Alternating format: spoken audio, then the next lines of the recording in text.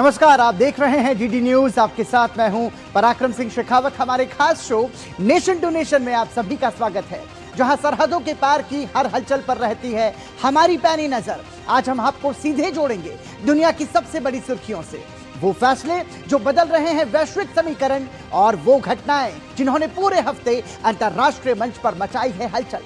खबर सिर्फ हेडलाइन नहीं होगी, हर पहलू, हर रणनीति, उसका हर असर और ग्राउंड जीरो के हालात, अंतरराष्ट्रीय समुदाय की प्रतिक्रिया, वो भी तथ्यों, विश्लेषण और सबसे सटीक दृष्टिकोण के साथ। तो आइए सबसे पहले नजर डालते हैं आज की टॉप 3 हेडलाइंस पर। नेशन टू नेशन में सबसे पहले आज हम बात करेंगे अमेरिका और ईरान की, जहां युद्ध और सीज फायर का खेल जारी है। एक तरफ ईरान और अमेरिका के बीच वार्ता जारी है, तो दूसरी ओर गोले भी बरस रहे हैं। ऐसे में सवाल यह है कि ये शांति कितने दिनों के मेहमान है? क्या तनाव का कोई स्थायी हल निकलेगा? यह समझना जरूरी है। इसके बाद बात करेंगे 10 डाउनिंग स्ट्रीट के उस कर्मचारी की जो सुपर बॉस बन चुका है।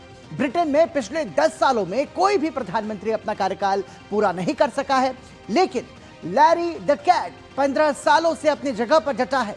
ब्रिटेन में लोग क्यों इस बिल्ली की चर्चा कर रहे हैं, इस खबर की भी हम आपको जानकारी देंगे। और साथ ही बात करेंगे यूरोप की भी, जहां गर्मी का कहर जानलेवा साबित हो रहा है। चढ़ते पारे ने पूरे यूरोप के कई देशों में जनजीवन को प्रभावित किया है। सिर्फ फ्रांस में 70 से ज्यादा लोगों की डूबने से मौत हो चुकी है। 2003 में फ्रांस में 16 दिनों तक चली भीषण हीट वेव के कारण करीब 15,000 लोगों की मौत हो गई थी।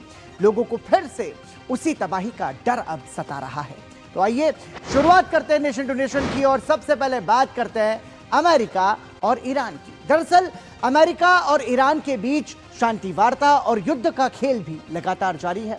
अमेरिका ने दूसरे दिन भी ईरान के ठिकानों पर हमला किया, तो ईरान ने भी अमेरिकी ठिकानों पर मिसाइल दागी।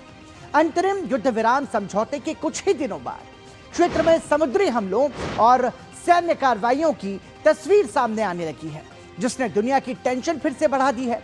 शनिवार को टैंकर पर ड्रोन हमले के बाद स्थिति और बिगड़ गई, जिसके बाद ट्रंप ने कहा कि लगता है ईरान कभी नहीं सुधरेगा, लेकिन हम और संयम नहीं बरत पाएंगे। एक समय ऐसा भी आ सकता है जब हमें उस सैन्य अभियान को पूरा करना पड़ेगा, जिसकी शुरुआत हमने बहुत ही सफल तरीके से की थी।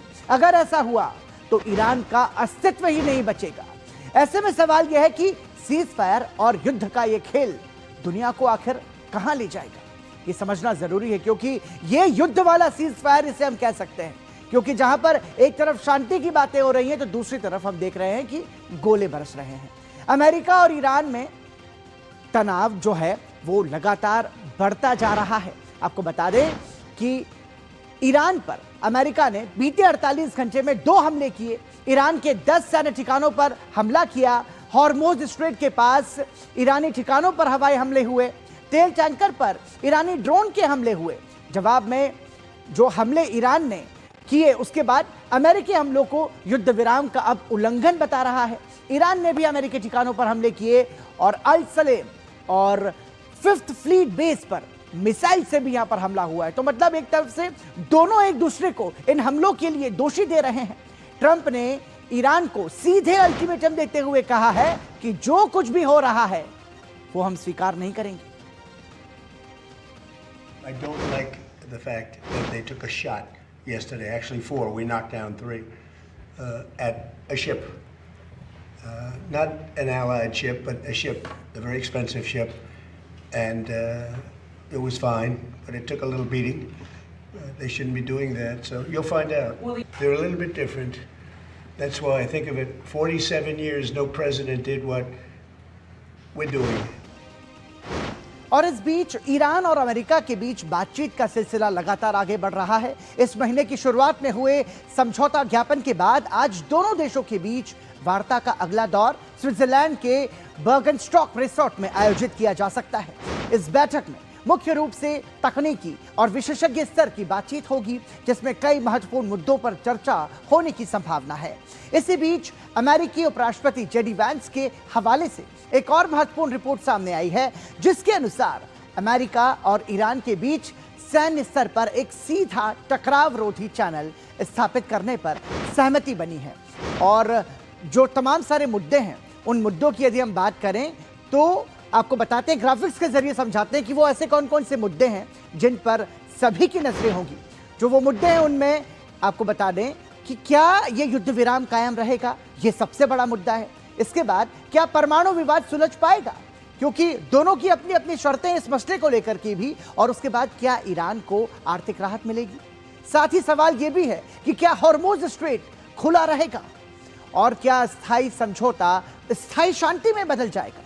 ये तमाम सारे ऐसे मुद्दे हैं जिन पर सभी की नजर है और अभी ये समझना होगा कि ये समझौता इस बातचीत के जरिए कितना सफल होता है, ये देखने वाली बात होगी। तो एक तरफ वार्ता और दूसरी तरफ हमलों के बीच ईरान ने कहा है कि अमेरिका ने समझौते का उल्लंघन किया है, उसे इसकी कीमत चुकानी होगी। در بیانیه اقدام آمریکا را در نقض آشکار یادداشت تفاهم اسلام آباد محکوم و اعلام کرد با تمام توان از حاکمیت، امنیت و منافع ملی کشور دفاع خواهیم کرد. در بیانیه وزارت امور خارجه تصریح شده است ضربه‌های دفاعی نیروهای مسلح مقتدر ایران علیه اهداف مرتبط با نیروهای متجاوز آمریکایی بر همین مبنا صورت. तो देखा आपने कि अमेरिका और ईरान दोनों ही देश एक दूसरे पर उल्लंघन का आरोप लगा रहे हैं, सीज फायर के उल्लंघन का आरोप लगा रहे हैं। अमेरिका ने सबसे पहले ईरान के सैन्य कमांडर्स और नेताओं को निशाना बनाया था। ट्रंप ने ईरानी कमांडर कासिम सुलेमानी की मौत पर कहा कि वो मानसिक रूप से बहुत बीमार व्यक्ति था। But had he lived, because he was a brilliant general, very sick man mentally, but he was a brilliant general. It may have been a different story. I don't think so. I think we would have knocked the hell out of him whether he was there or anybody else was there. But he was a brilliant general. It was one of the biggest things ever to happen in the Middle East, the killing of Soleimani. People have said it's the biggest thing to happen in 100 years because he was a dominant force. I actually think that Khomeini and all of the people in Iran were happy about it because they were afraid of him too. और इस बीच Lebanon में शांति की उम्मीद एक बार फिर से जगी है। अमेरिकी राष्ट्रपति डोनाल्ड ट्रंप की देखरेख और अमेरिकी विदेश मंत्री मार्को रूबियो की मध्यस्थता में इजरायल और लेबनान के बीच एक ऐतिहासिक त्रिपक्षीय फ्रेमवर्क समझौता हुआ है। वॉशिंगटन डीसी में हुए 5 दौर की गहन वार्ताओं के बाद इस पर दोनों देशों के राजदूतों ने हस्ताक्षर किए। वॉशिंगटन की मेज पर इजरायल और लेबनान के राजदूतों ने मुस्कुराते हुए हाथ तो मिला लिया है, लेकिन लेबनान की पहाड़ियों पर हिजबुल्लाह के रॉकेट्स और बंदूकें अभी भी तनी हुई हैं। अमेरिका ईरान के बीच पिछले हफ्ते हुए स्विट्जरलैंड समझौते के बाद इस लेबनान डील को ट्रंप प्रशासन की दूसरी बड़ी जीत माना जा रहा है। मगर बड़ा सवाल यही है कि क्या लेबनान की सेना अपने ही देश के सबसे ताकतवर लड़ाके यानी हिजबुल्लाह को निहत्था कर पाएगी।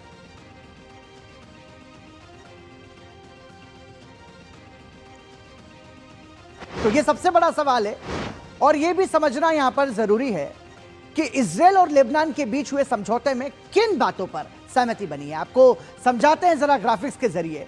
आपको बता दें कि इजरायल और लेबनान में जो समझौते हुए उनमें पूर्ण युद्ध विराम, ये सबसे बड़ी बात, ये सबसे बड़ी शर्त यहां पर रखी गई है कि पूर्ण युद्ध विराम होगा तभी हम इस समझौते पर आगे बढ़ेंगे।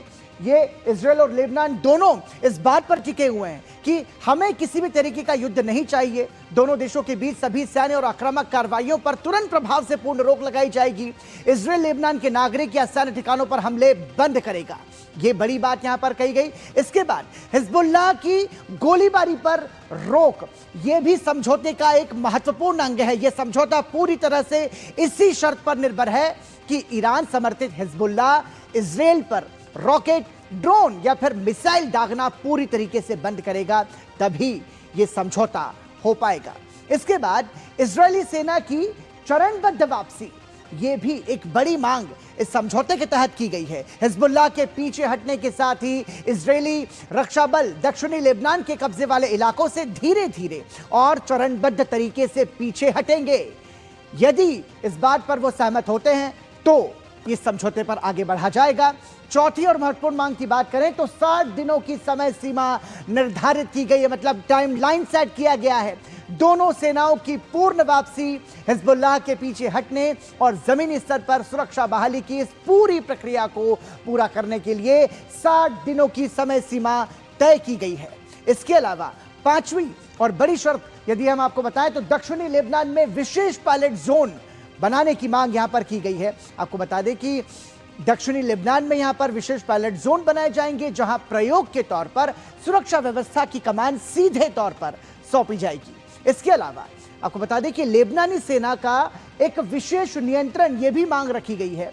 पूरे दक्षिणी लेबनान क्षेत्र में केवल लेबनान की आधिकारिक सेना को तैनात किया जाएगा। वहां किसी भी गैर राज्य संगठन को रहने की अनुमति नहीं होगी। यह भी तमाम मांगों में से एक महत्वपूर्ण मांग है समझौते के तहत। और साथ ही हिजबुल्लाह का पूर्ण निरस्त्रीकरण, मतलब एक तरीके से हिजबुल्लाह को पूरे तरीके से निहत्ता करने की मांग यहां पर की गई है। यूएन सुरक्षा परिषद के प्रस्ताव 1701 के तहत हिजबुल्लाह सहित लेबनान के सभी गैर सरकारी सशस्त्र समूहों का पूर्ण और सत्यापित निरस्त्रीकरण किया जाएगा। यह बड़ी मांग है। और इसके अलावा आपको बता दें कि अंतर्राष्ट्रीय निगरानी तंत्र बनाने की बात भी इस समझौते में कही गई है। समझौते और युद्ध विराम के नियमों का पालन हो रहा है या नहीं, ये अंतर्राष्ट्रीय निगरानी तंत्र जो है वो तय करेगा। और इसकी कड़ाई से निगरानी करने के लिए अमेरिका और फ्रांस के नेतृत्व में एक उच्च स्तरीय अंतर्राष्ट्रीय पर्यवेक्षण टीम जो है वो काम करेगी। तो ये तमाम सारी महत्वपूर्ण मांगे हैं। और इस समझौते पर अमेरिकी विदेश मंत्री ने क्या कहा है वो भी सुनिए। Is a good day in that we are happy to announce a framework agreement between the sovereign government of Lebanon and of course the government of Israel with a mediation and support of the United States of America that begins to put in place a framework for lasting peace and security. And that's what these two nations deserve. The people of Lebanon have suffered tremendously now for decades as a result of outside interference in their affairs. Of countries trying to use the country as a launch pad for attacks. And this is not what the people of Lebanon want, and that's not what they deserve. But we believe today is the first step in that journey. And the first step is sometimes the hardest step, but it's the one we're taking together today. साथ ही America में Lebanon की राजदूत ने इस समझौते से शांति की उम्मीद जाहिर की है। On behalf of President Aoun and Prime Minister Salam, we would like to thank President Trump, Secretary Rubio, Councillor Holler, Ambassador Issa, and the U.S. government team for hosting and facilitating these historic talks in Washington, D.C. The trilateral framework we signed today is a first step on the road to restoring Lebanese sovereignty and territorial integrity, securing a permanent and final cessation of hostilities, enabling our people to go back to their land, and allowing all Lebanese to live in peace, security, and prosperity. Israel और Lebanon के बीच America में हुए सहमति के बाद अब Hezbollah ने इसका विरोध किया है। दक्षिणी बेरूत के लिए किए गए एक वीडियो में प्रदर्शनकारी और मोटरसाइकिल सवार सड़कों पर झंडे लहराते हुए दिखाई दे रहे हैं। हिजबुल्लाह इसका विरोध करते हुए यह कहता है कि वॉशिंगटन में जो फ्रेमवर्क समझौता हुआ है वो अपमानजनक है और शर्मनाक है और ये देश की संप्रभुता के आगे घुटने टेकने जैसा है। इस समझौते का कोई वजूद नहीं है। इसके बजाय ईरान और अमेरिका के बीच हुए समझौते की शर्तों को लागू किया जाना चाहिए। पूरे लेबनान में प्रतिरोध करने वाले गुटों से हथियार वापस लेने की बात को इजराइल की वापसी से जोड़ना एक बेहद खतरनाक प्रस्ताव है जो सभी सीमाओं को पार करता है। तो हिजबुल्लाह का यह बयान आया है और आपको बता दें कि हिजबुल्लाह भले ही विरोध कर रहा है लेकिन इजराइल ने इसे बड़ी सफलता करार दिया है। אני רוצה לבשר לכם על הישג גדול למדינת ישראל. אתם יודעים שאנחנו מנהלים משא ומתן בוושינגטון בין נציגי ישראל, לבנון וארצות הברית. זה משא ומתן ממושך והיום הוא נשא פרי. הדבר החשוב ביותר הוא קודם כל שישראל נשארת ברצועת הביטחון בדרום לבנון. זה הישג גדול ואנחנו מקיימים אותו כל עוד חיזבאללה לא פורק מנשקו, כל עוד נשקפת סכנה למדינת ישראל. זה גם מכה גדולה לאיראן. איראן מנסה לכפות עלינו נסיגה בכוח מדרום לבנון, ובעצם ישראל, לבנון וארצות הברית אומרות להם, זה לא עניינכם. אין לכם שום תפקיד בלבנון, לא לכם ולא לחיזבאללה ולא לשום ארגון טרור. और इसी के साथ नेशन टू नेशन में रुक रहे हैं एक छोटे से ब्रेक के लिए। आप बने रहिए हमारे साथ।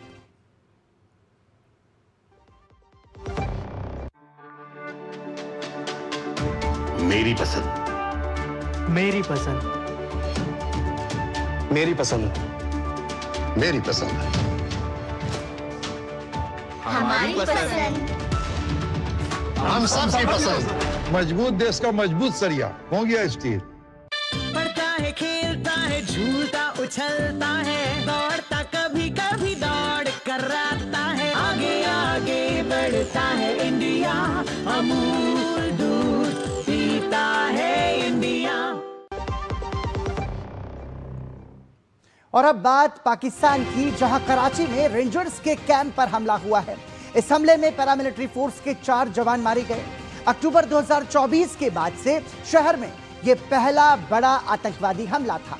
तहरीक-ए-तालिबान पाकिस्तान से अलग हुए गुट जमात-उल-अहरार से जुड़े हमलावरों ने रात करीब 8:30 बजे कराची के घनी आबादी वाले गुलिस्तान जौहर इलाके में सिंध रेंजर्स के भिटाई विंग हेडक्वार्टर पर हमला किया। करीब 90 मिनट तक चली गोलीबारी तब खत्म हुई जब स्पेशल सिक्योरिटी यूनिट ने 6 हमलावरों को मार गिराया। इस हमले में रेंजर्स के 4 जवान मारे गए। गोलीबारी के कारण अधिकारियों ने तुरंत कंपाउंड और आसपास की सड़कों को सील कर दिया। लोगों से घरों के अंदर रहने को कहा गया, जबकि ऑपरेशन के दौरान पास के कुछ इलाकों में बिजली भी चली गई। कराची में टीटीपी का पिछला बड़ा हमला फरवरी 2023 में हुआ था, जब चरमपंथियों ने शाहराह-ए-फैसल पर स्थित कराची पुलिस कार्यालय पर धावा बोल दिया था। शुरुआती जांच के अनुसार हमलावरों ने परिसर में घुसने और हैंड ग्रेनेड फेंकने से पहले रेंजर्स कंपाउंड के मुख्य गेट पर एक गाड़ी से टक्कर मारी, जिससे कई धमाके हुए और इन धमाकों के बाद में अफरा तफरी का माहौल हो गया। आपको बता दें कि इस हमले के बाद से इलाके में एक तरीके से खौफ फैल गया और स्थानीय लोगों ने क्या कहा है वो अब आपको सुनवाते हैं। हम बैठे हुए थे घर पे, तो चाय वगैरह पी रहे थे, तो ज़ोरदार धमाके की आवाज़ आई पहले ना, मतलब बिल्कुल हमारे वो लकड़ी की सीढ़ी है वो भी तकरीबन अपनी जगह से हिल गई है। तो मैं बेटे को देखने आ गया, अमूमन बच्चे खेल रहे होते हैं, तो देखा तो भाई गेट पर ना तो ज़्यादा ही हालात ख़राब थे, रेंजर्स हेडक्वार्टर के। तो इतनी शदीद किस्म की फायरिंग स्टार्ट हुई थी, इतनी शदीद किस्म की फायरिंग स्टार्ट हुई थी कि मैं ख़ुद भी डर गया था। फिर बच्चा मिला, बच्चे को घर लेकर गया, फिर वापसी में आए, यहाँ पर चुप चुप के देख रहे थे, तो तकरीबन 2-3 धमाके अंदर और हुए। फिर मौके पर रेंजर्स भी पहुंच गई। तो एक तरीके से कराची में दहशत का माहौल है। दरअसल टीटीपी से खौफ में पाकिस्तान की सरकार है। 2007 में आपको बता दें कि बैतुल्लाह मसूद ने स्थापना की थी, क्योंकि आपको बताते हैं कि टीटीपी से खौफ में पाकिस्तान सरकार जो है उसके पीछे की वजह क्या है। 2007 में बैतुल्लाह मसूद की स्थापना एक तरीके से यहाँ पर की गई थी और इसके बाद में टीटीपी का वर्तमान नेता जो है वो नूर वली महसूद है, जो कि इसका मुख्य साजिशकर्ता बताया जा रहा है। अफगानिस्तान पाकिस्तान की सीमा पर इनका गढ़ बना हुआ है और इसके साथ ही आपको बता दें कि पाकिस्तान में कट्टरवादी शासन की नींव रखना इनका उद्देश्य रहा है टीटीपी का। और साथ ही आपको बता दें कि पाकिस्तानी सरकार को उखाड़ फेंकना ये भी टीटीपी का एक लक्ष्य है। यह ऐलान यहाँ पर टीटीपी के जो तमाम सारे दहशतगर्द हैं वो करते हुए नजर आते हैं। साथ ही पाकिस्तानी सेना और सरकार का विरोध करना ये इनका उद्देश्य रहा है और इसी तरह जो खौफ पैदा करने की जो लगातार कोशिशें की जाती हैं, जिससे कि इस तरीके के हमलों को अंजाम दिया जाए और लोगों में डर का माहौल हो, तो एक तरीके से अब हम ये कह सकते हैं कि कराची में ये जो दहशतगर्दी की घटना हुई है, इससे वहाँ की जो लोग हैं वो तो खौफजदा हैं ही, लेकिन टीटीपी के खौफ से पाकिस्तान की जो सरकार है वो भी डरी हुई है। अब देखना होगा कि किस तरीके की प्रतिक्रियाएं इस पर सामने आती हैं। यहां रुकेंगे एक और छोटे से ब्रेक के लिए। देखते रहिए नेशन टू नेशन।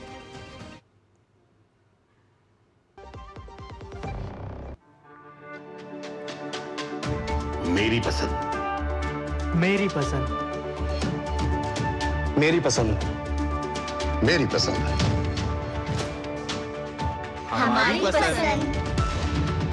हम सबकी पसंद। मजबूत देश का मजबूत सरिया हो गया स्टील।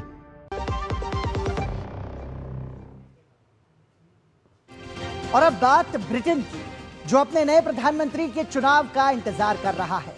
वैसे तो 10 डाउनिंग स्ट्रीट प्रधानमंत्री का आधिकारिक निवास है, लेकिन इस समय यह लैरी द कैट के कारण चर्चा में है।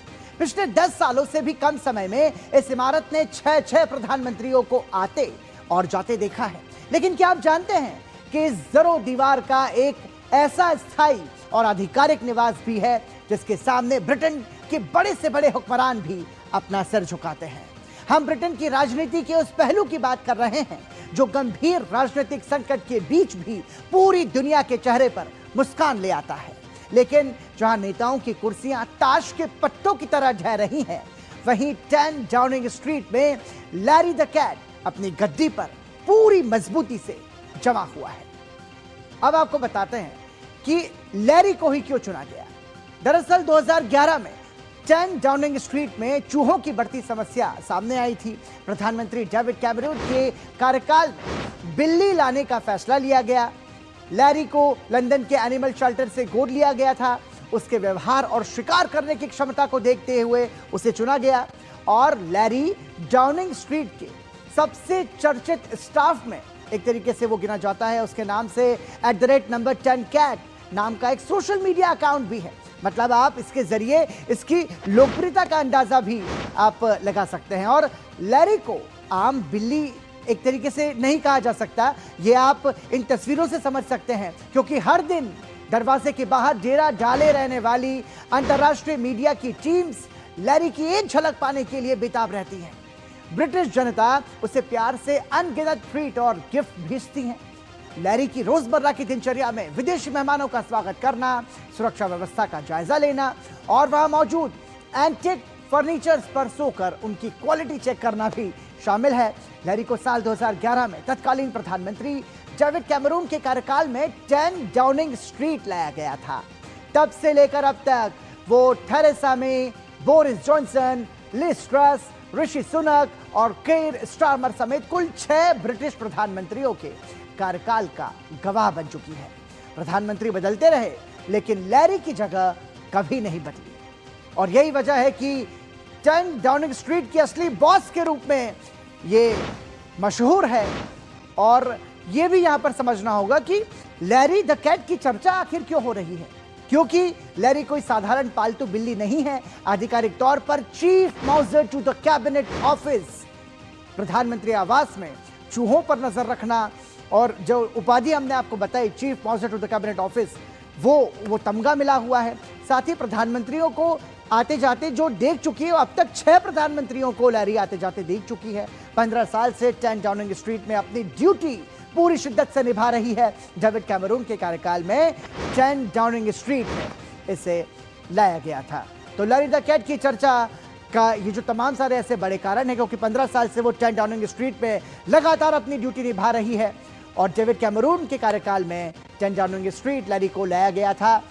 और लैरी कोई साधारण पालतू बिल्ली नहीं है और यही वजह है कि लैरी की जो लोकप्रियता है वो भी सबसे ज्यादा है। और आइए बढ़ते हैं आगे और अब बात चीन की, जहां बीजिंग की सबसे ऊंची इमारत से एक छोटा विमान टकरा गया है। इस हादसे में पायलट की मौत हो गई है और 13 लोग घायल हुए हैं।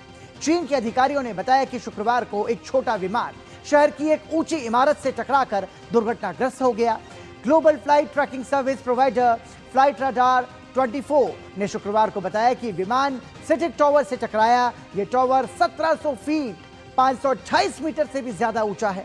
108 मंजिला सिटिक टावर बीजिंग की सबसे जानी पहचानी और ऊंची इमारतों में से एक है और इस दुर्घटना में पायलट की मौत हो गई और जबकि 13 लोग घायल बताए जा रहे हैं। इसी के साथ आज के नेशन टू नेशन में इतना ही। हमें और हमारी पूरी टीम को दीजिए अनुमति। नमस्कार।